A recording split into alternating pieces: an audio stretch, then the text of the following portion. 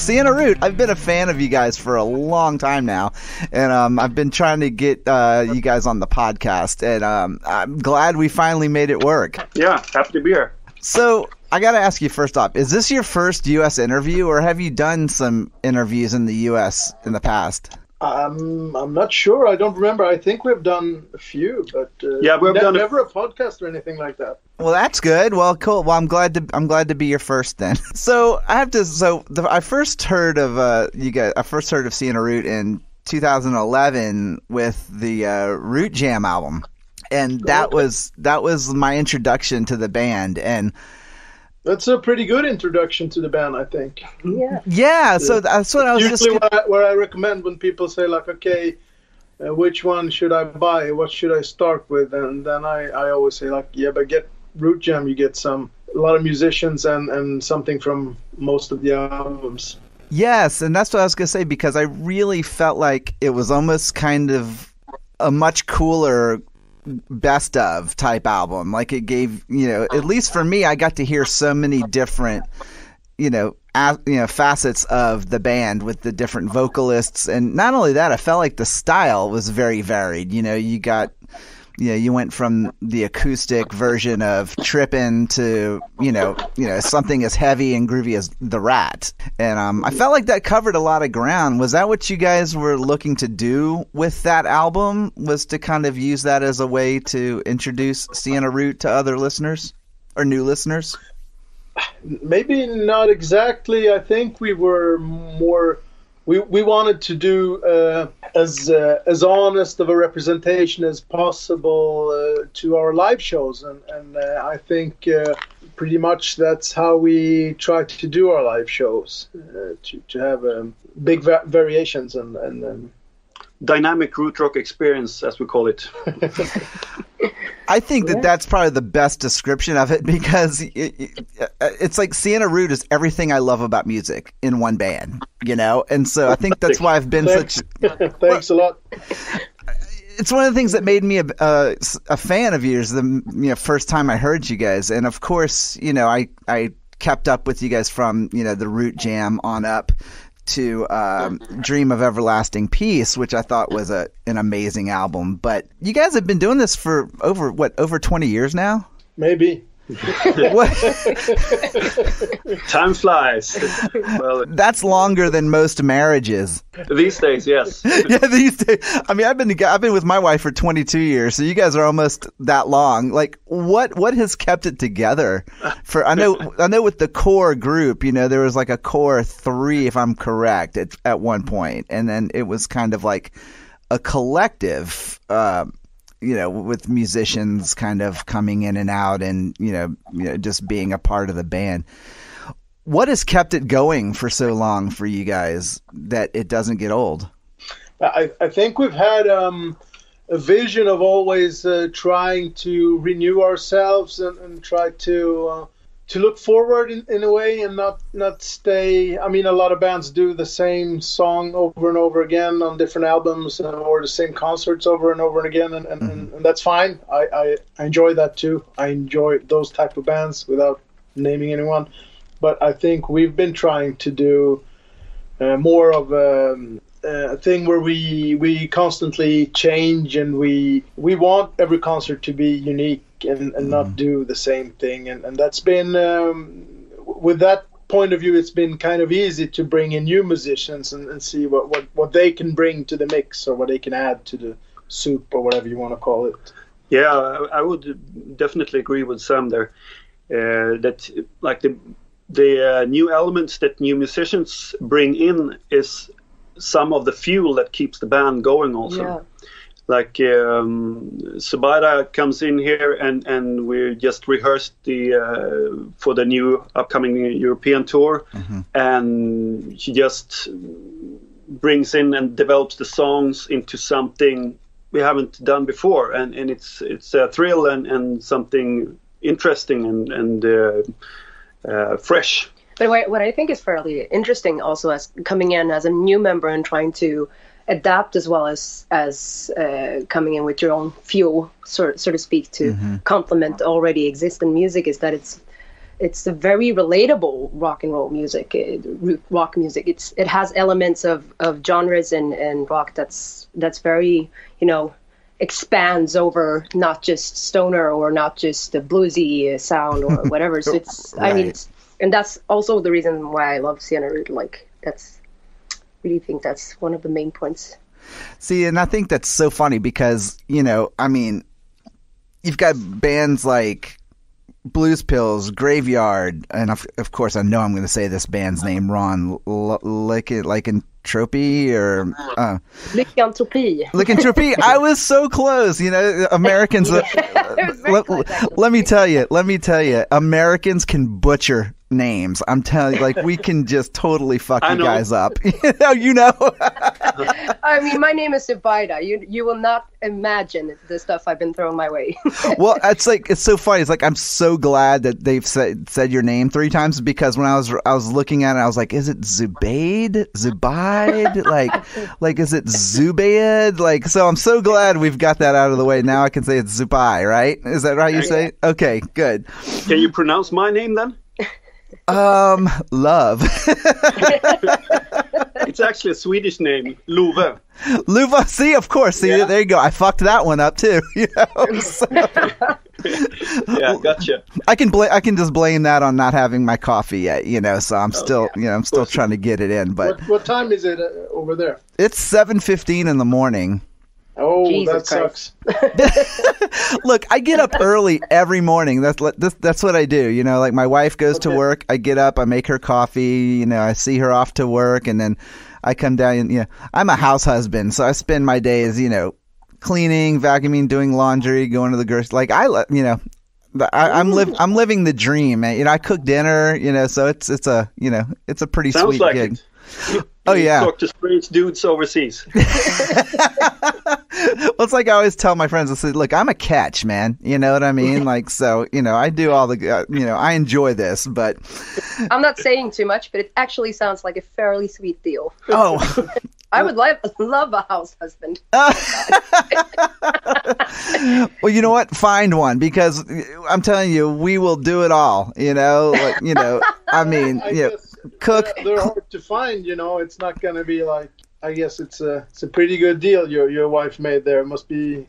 You don't find it all over the place, do you? No, and let me because I think in America there's this kind of a lot of time this very misogynistic, like I'm the man, I have to make the living, and 20 years ago, my wife told me, she said, I want to go to grad school and have a career. Are you okay with that? I was like, I'm a musician. I don't want a career. Like, I just I want to play music and write. And she was like, okay, well, when I get a good job, you can do that. And so that's what I do. But, let me tell you, I work harder doing this now than I did when I actually worked a job, man. keeping a house is a lot of work, man.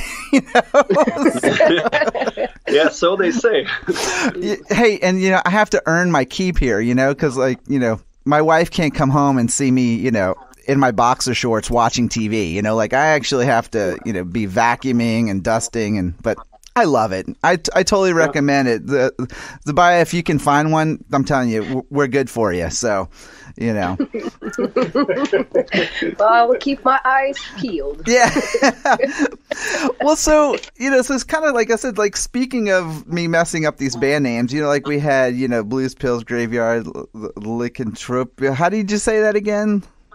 Lycanthropy. And Children of the Sun, like, these great bands out of Sweden, Siena Root, like, is it something in the water or something? Like, what is it that has drawn this kind of rootsy sound, to Sweden? I think you're on to something that, because this is probably the question we get, like, all the time in interviews from abroad, like what's with Sweden, and I think you have that history in the U.S. Like, you've had your times when everything comes from Seattle, and you think, like, what's going on in Seattle, and you had the New York era. Everything is like, oh, why is all the rock and roll coming from New York all of a sudden? And then, of course, the San Francisco times and everything. So I don't think it's so much about the geographic place. I think it's more like when something starts in a place and starts growing, it spreads locally more than far away, so to speak. So I think a lot of it is just that a few people started here and then it grew here. That's what I would say, but I don't know. Maybe it could be something in the water also. No, but We're not going to exclude that option. It might be the water. Or maybe it's the whiskey, the beer. I don't know. It's like, or like in the late 60s, why were all the heavy bands, how come they were from Birmingham all of a sudden? It's, I don't know. I think it's seriously speaking, it's something about that the good ideas as well as businesses, they try to cluster. There is one good idea, good band on one place, and this one has like synergy effects on other stuff, and then you get like a bunch of people with a high knowledge in this kind of sound and this kind of subculture that like develops out of itself and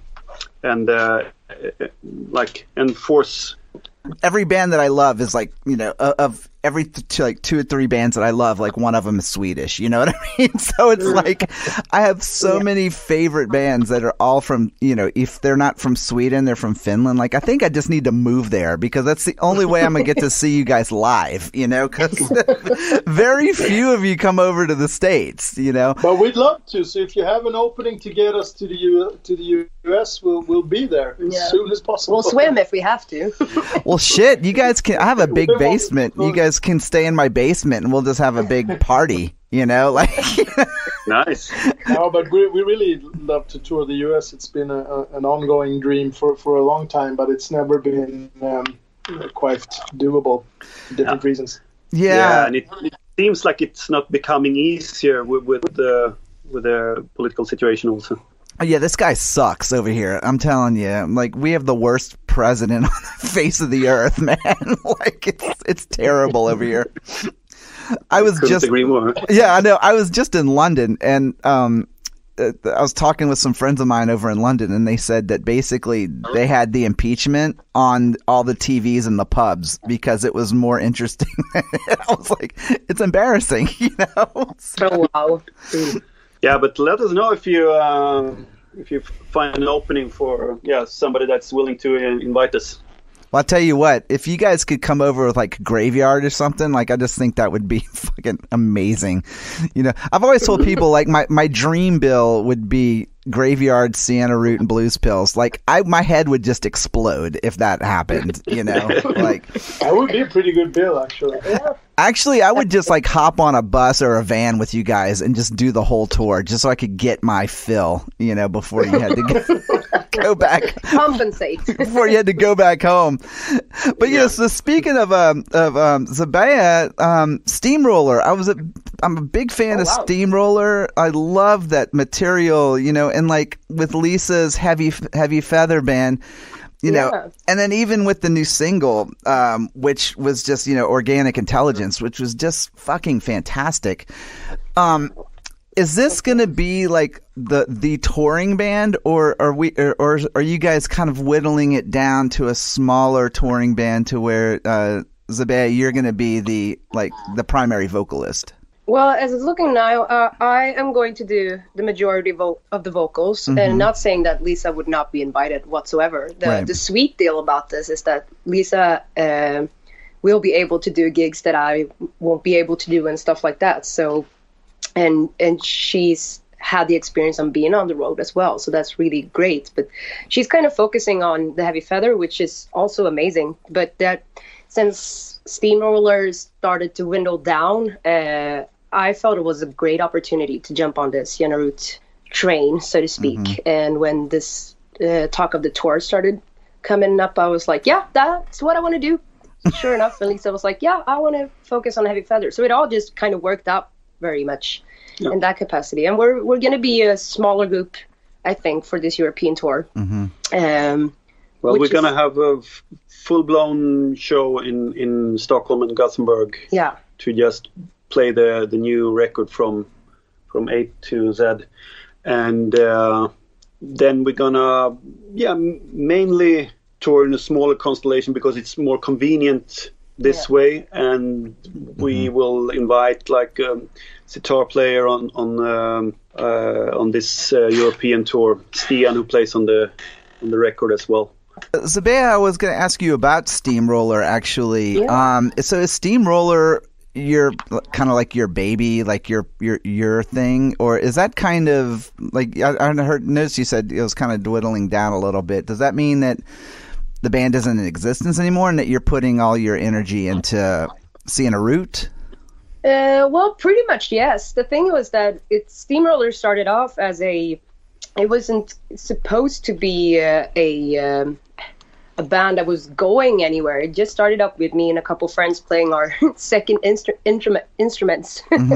So the drummer is actually a keyboard player, and the guitarist is actually a bass player. And at that point, I had never like played keys and sang at the same time. So it was very much just us coming in together and, doing what our male counterparts did when they were like 12, going to a rehearsal space and, turning up the amp and just see if you can write music together. And then,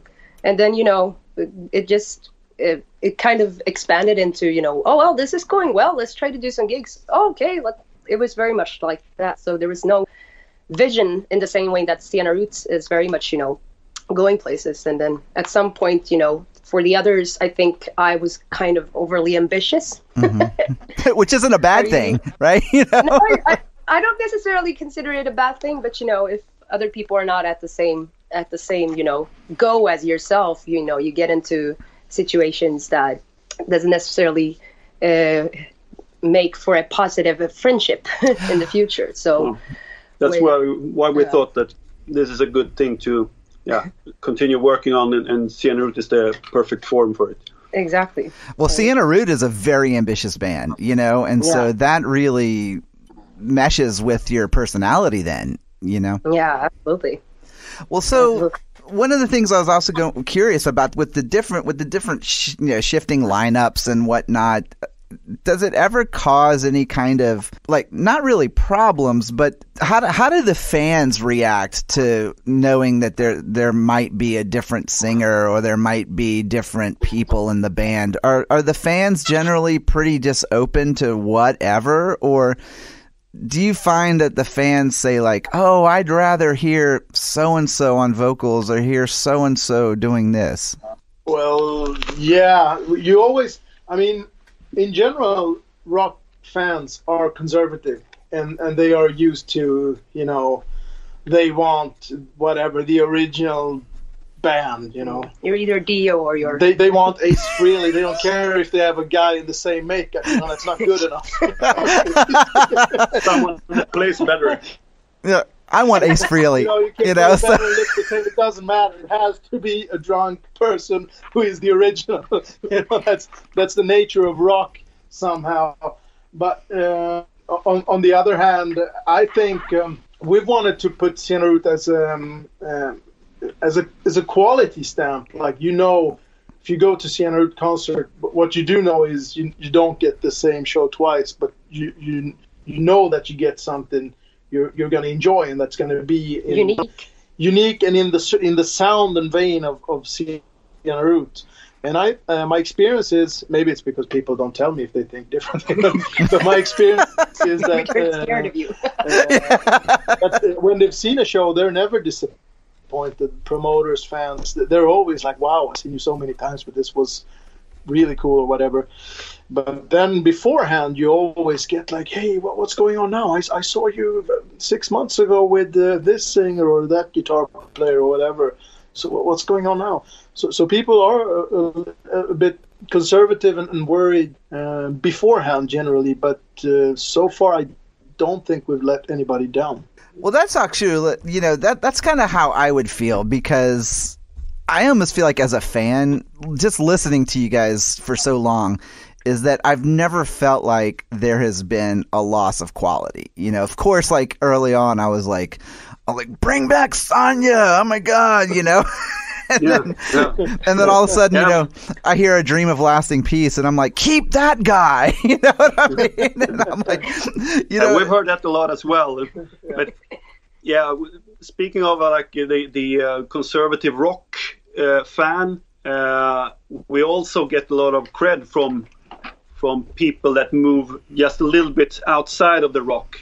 Fans that also listen to folk music, that listen to jazz or blues.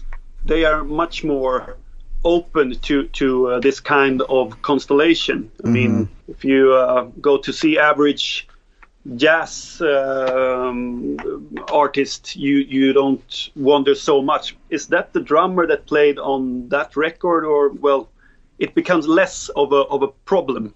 Yes, exactly. Because one of the things I was, you know, to kind of go back to Root Jam was that one of the things I loved so much, and again, that's what attracted me to the band, was the diversity of it. Like, it, you know, there's obviously some world music influence, there's blues influence, like there's even some kind of like a jam band kind of sound to, you know, where like a lot of exploratory, you know, just playing where it doesn't feel like you're locked into a specific formula.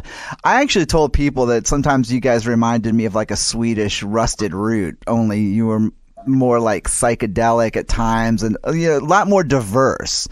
Where do you guys pull your influences from as far as certain artists? As I mentioned before, I mean, having a lot of people like contributing to the band is one big key and a big influence. But then it's also about mindset. I mean, not be so conservative, like, yeah, this was a good song, let's try to make that song again. But like, try to like keep the sound of the analog sound, but yeah, try something new. Put Indian music traditions in there. Mm-hmm. But I also have to be honest and say, like, speaking about the conservative stuff and lineups and stuff, I can really relate to it, because in one way I'm the same. I'm not. I can tell you, like, when I heard a couple of years ago the Black Sabbath reunion, and it was like, yeah, it's Black Sabbath, I'm going to do the final tour or whatever, but without Bill Ward. I was like, fuck, count me out. I'm not going there. I was the same way, because even though, you know, a lot of people who don't really know music would say some kind of stupid shit like, oh, well, it's just the drummer. And I'm like, no, it's fucking Bill Ward, man. There's a big difference, man. Like, in the guy, the guy plays with like a swing and kind of a jazz feel, where the guy that they had, who's Ozzy's drummer, like has no groove, you know? And I was like, I'm out. I don't want to see them without Bill Ward, you know? Same for me. So in that way, I really understand the fans that are asking about lineups and stuff. But I think what's constant in this group is the two of you guys. I think, and that's one of the stuff I love about. I mean, I think it's so funny you mentioned Root Jam, because it's also one of my absolute favorite records that also sort of got me into this band. But one of the songs that I loved most on that one is the Bim Palasi song, yes, which is entirely instrumental, but it's like the way that you guys play together on bass and drums, I think, is such a major part of the sound, and that's why I think people will always know that there will be quality, because the two of you guys are so amazing. Drummer and a bass player, who fucking cares? No, but you know, and I think there's like a lot of people who listen to rock are also musicians, so they can, you know, they can really appreciate the way that you guys come forward in the music, because you're very much there. Like, it's not very much in the background.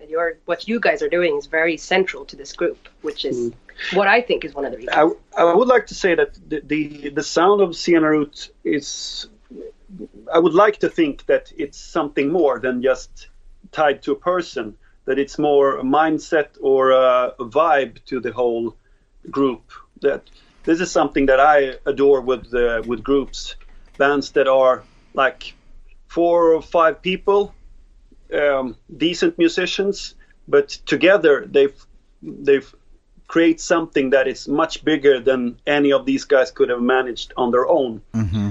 And this is something that I try to promote in the band also, that everybody should be there and do what they are best at and develop it even further.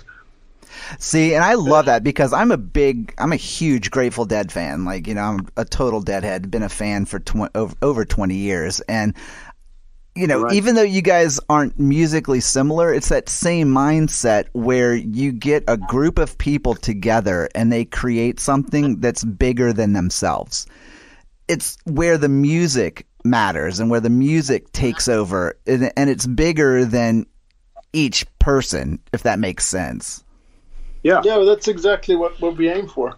You guys obviously have so much material now. Like, how do you guys pick a set list for the shows? Do you guys change set lists every night, or do you find one set list and just work that one for like a tour?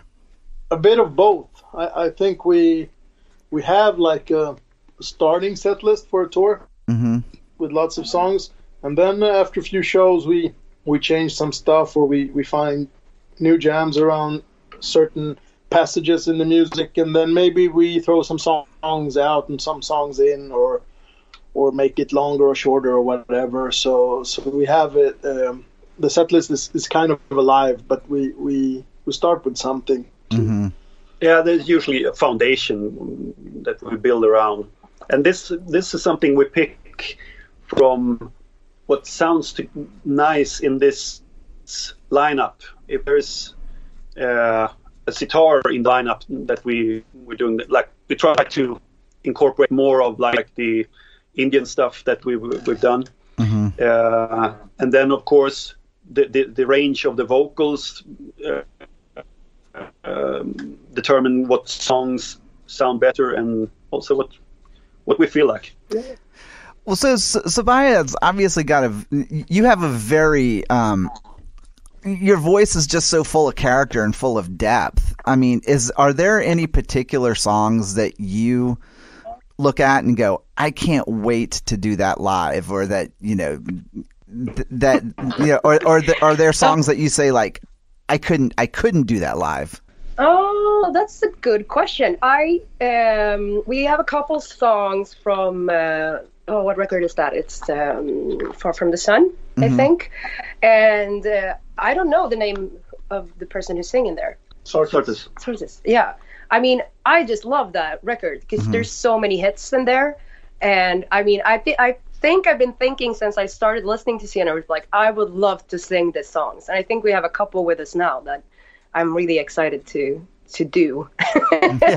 So, but I mean, when it comes to, there's some with the male vocalists that, you know, they have a different range, so we have to switch up some keys. So that's worked out anyway, in general. But I mean, I'm pretty flexible. I work very much within like bluesy and like genres, and I like to you know, take it from, change it up a little bit. I think it's nice to improvise with a melody that you have. So I always try to insert my own character, even though the melody doesn't allow that from the beginning. So we'll see how that flies on the tour. Maybe everybody's going to be like, why is she not singing the right melody?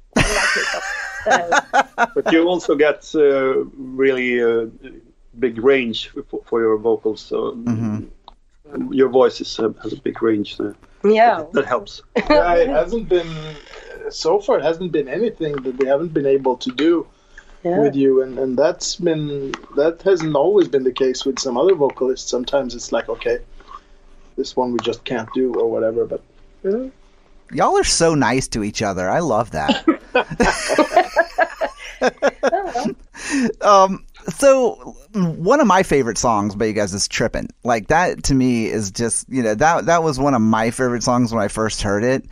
And of course, because I never get to see you guys live, or I've never seen you live except for on, you know, YouTube or something, I really don't have much of an idea as to what the fan favorites are. Is there like a specific song or a couple songs that like you always have to play live for the fans?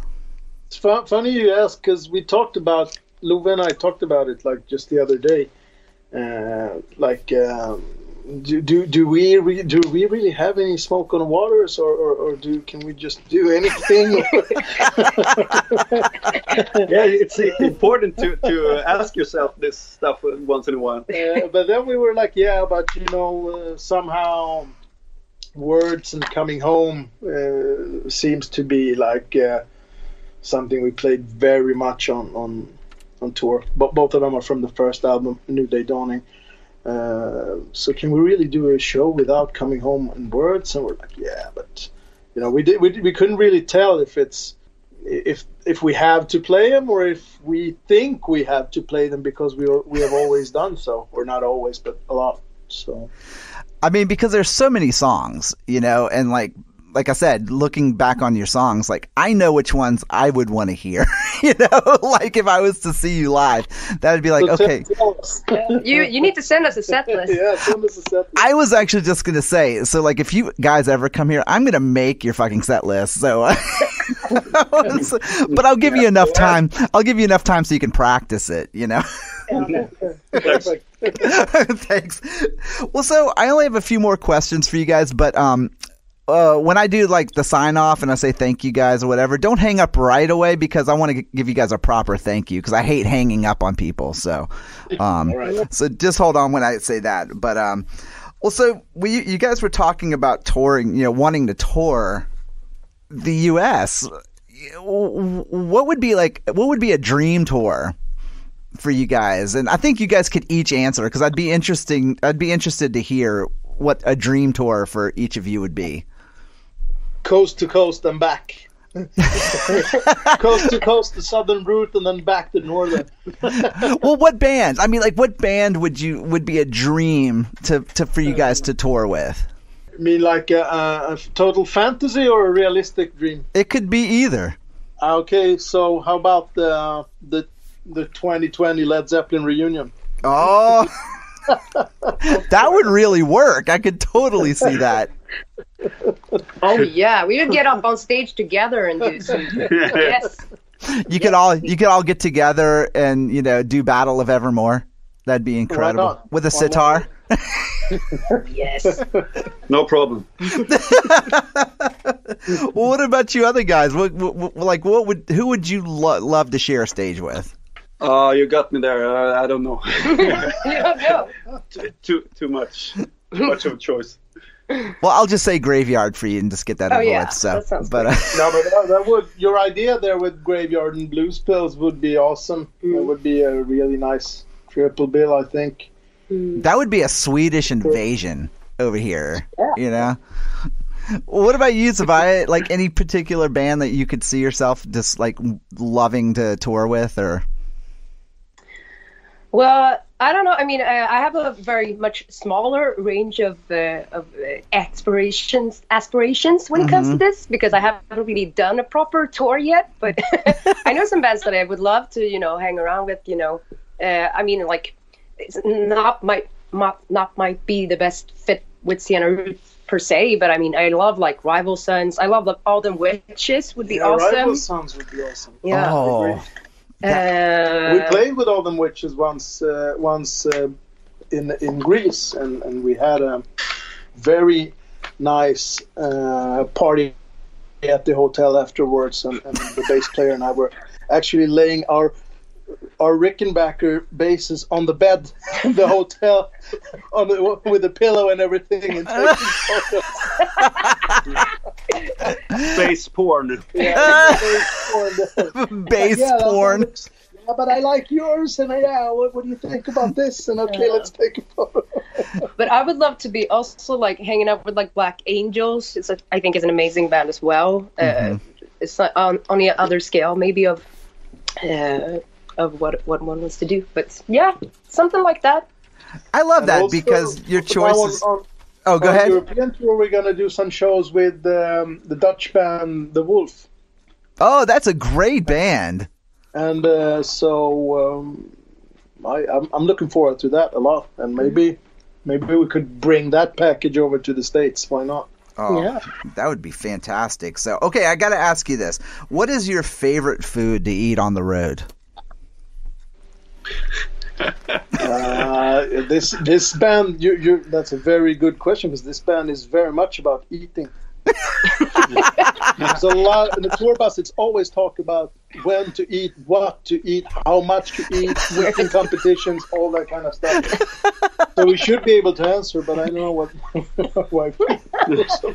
I think our taste for food is as diverse as our music taste also. Oh, that's a great answer. Yeah, that's a great answer. I would say that I love like easy, fresh stuff, like a cool salad.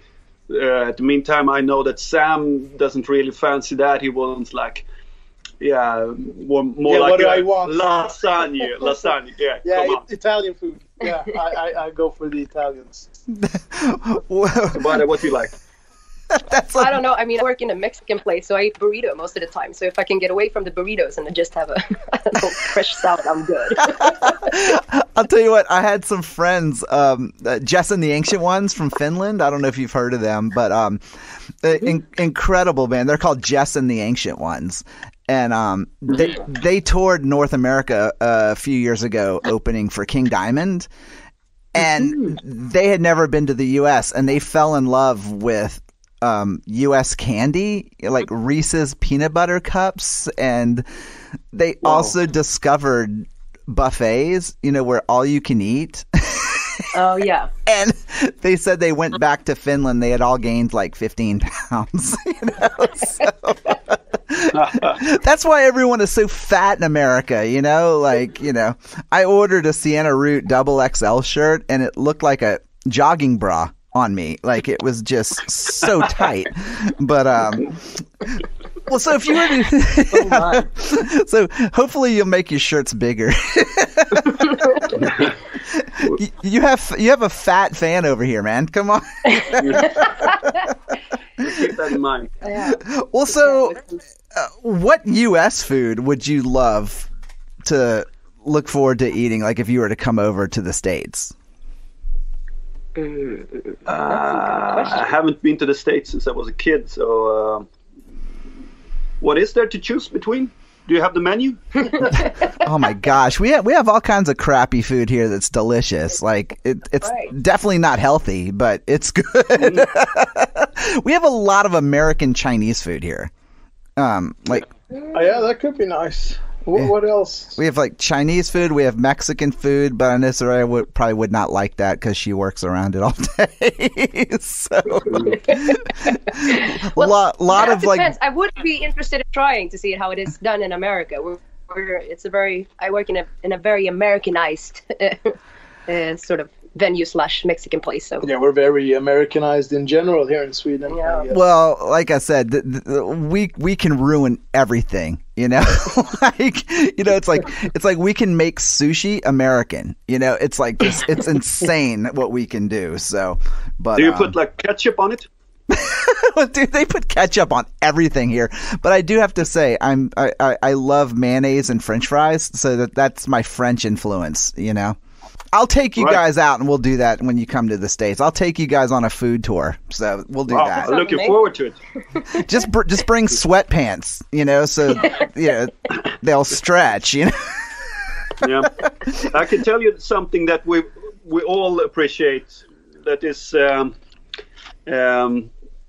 the Swiss raclette.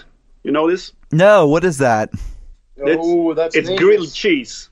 That's dangerous. Grilled vegetables or sausages or whatever you like, and then you have a grill iron on the table. So everybody makes their own grill, and they pour like this grilled cheese. Yeah, you drown everything in cheese. Yeah, so it's tough on your heart and your cholesterol. We had this on tour once, and how many kilos of cheese did we buy? We had a half a kilo per person. Yeah, half a kilo per person. So we were up in the mountains in Switzerland, and we thought like, how are we going to get an ambulance here if somebody's, somebody goes down? Yeah.